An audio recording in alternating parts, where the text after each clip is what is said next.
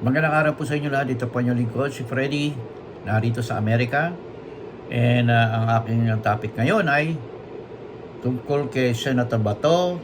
May matinding mensahe kay Jinggoy, si Senator Jinggoy Estrada, na anak ng dating presidente Estrada, Joseph Estrada. Okay?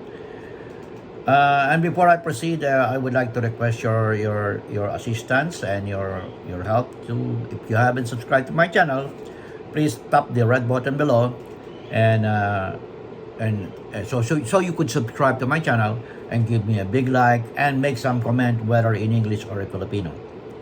At the same time, if you could share this video to your friends and benefactors and as well as in your family circle within your community or barangay there in the Philippines. Okay? Meron akong paririnig sa inyo na ito ay hango kay sa kinopya ni General Macanas na alam naman nyo ito mga destabilization na video na ginagawa ng mga ito. At lahat ng nagtatanggol sa ating Presidente Bongbong Marcos Jr. ay sinisira nila. Isa na to si Senator Bato de la Rosa na may kaso sa ICC at ngayon ay pro-China. Isipin nyo, military general ay lumalaban sa gobyerno. Ito ay may pensyon may pensyon ito sa military, sa Armed Forces of the Philippines. And for this matter, dapat kasuhan ito ng sedition. Maaaring mahina pa ang kanyang mga ebidensya, pero the Department of Justice should work on it, as well as the Armed Forces of the Philippines should work on it for him to be court-martialed. To be court-martialed. Even wala na siya sa pwesto.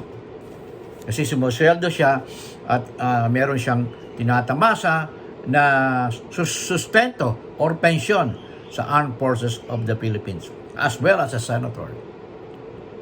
Kaya ako ito ay tatakbo sa 2025 next year, midterm election. Iboboto niyo ba ito? Itong traitor na to, na senador? Ito, pakinggan nyo, Pakinggan nyo to si Senator Bato de la Rosa na pro-China. Po ang aking paninindigan dyan, kahit na siguro magiging 1 against 23 ako, palagay natin that 23 of my colleagues will gang me up para ako ay pahintuin o para ako ay... Hindi siya titigil sa kanyang paninira at ginagamit niya ang Senado upang ibaksak ang presidente, upang ibaksak ang Pilipinas, upang ibaksak ang kayong mga Pilipino. Ito ay si Senator Bato de la Rosa. Okay, tuloy natin. I-dissuade na pakinggan yung mga dapat pakinggan. Still, Eric, nobody can discourage me from finding the truth and nothing but the truth. Bobo! Di ka marunong mag-English, Senator Bato de la Rosa. Okay? You are in the Senate and all those people who must be put in the Senate must be qualified to deliver the message that is understandable by all walks of life there in the Philippines. Okay? Kaya ako inilik ng taong bayan para pagsilbihan ng kapakanan ng ating bayan. You are not serving the people. You are serving Xi Jinping of China. Ikaw lang ang hindi sumasama sa West Philippine Sea.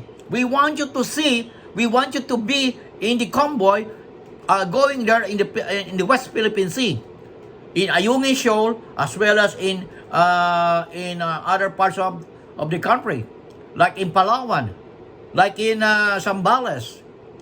Buti pa yung mga kabataan sumama at ngayon ay nagtagumpay sila. Hindi sila nang abot ng China. Asan ka, Bato de la Rosa? Pambihira ka. General ka pa naman nung dati. And you are fighting the army And maybe you are one of those those person who want to ask the armed forces of the Philippines to withdraw support to the president. Okay, let's continue.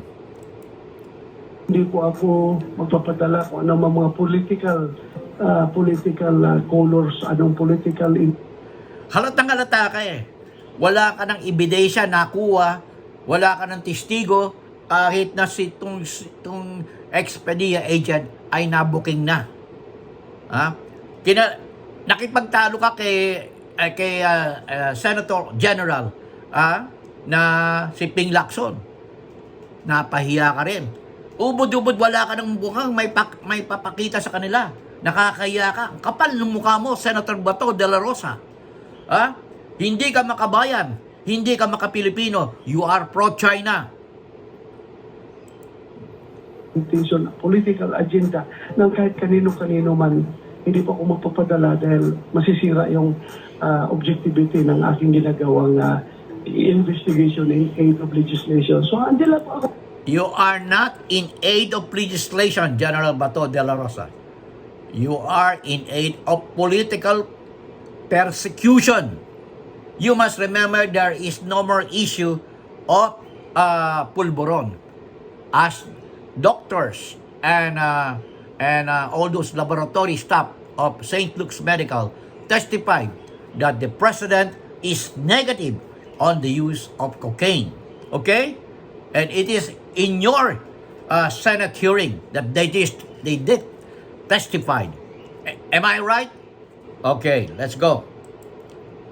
If nobody supports me, nobody believes in me, then so be it.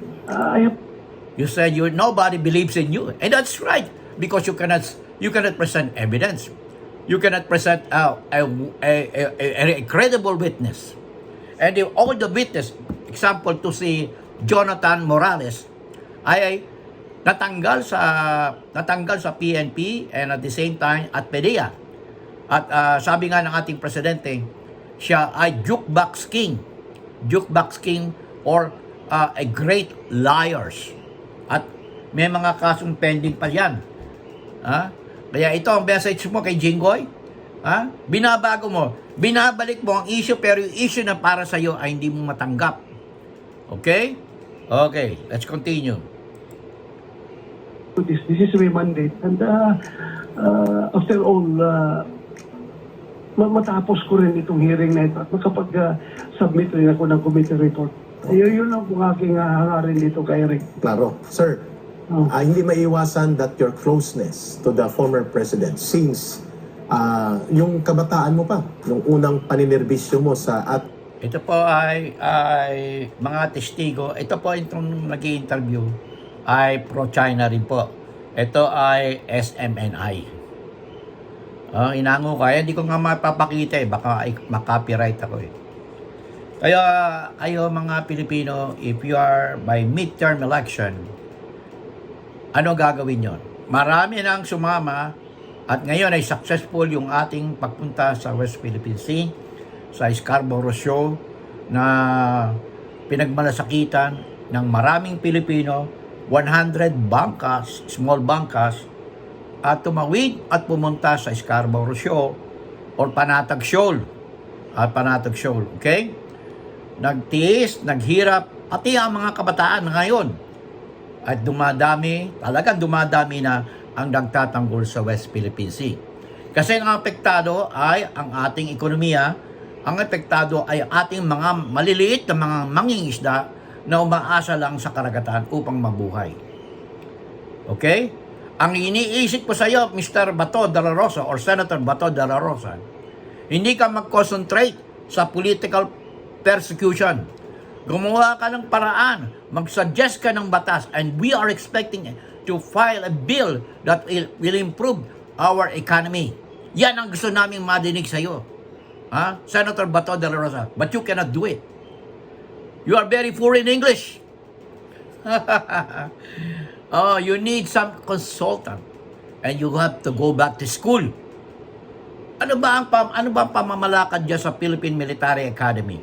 Is that the kind of graduate they are producing in this country, to that country, Philippines?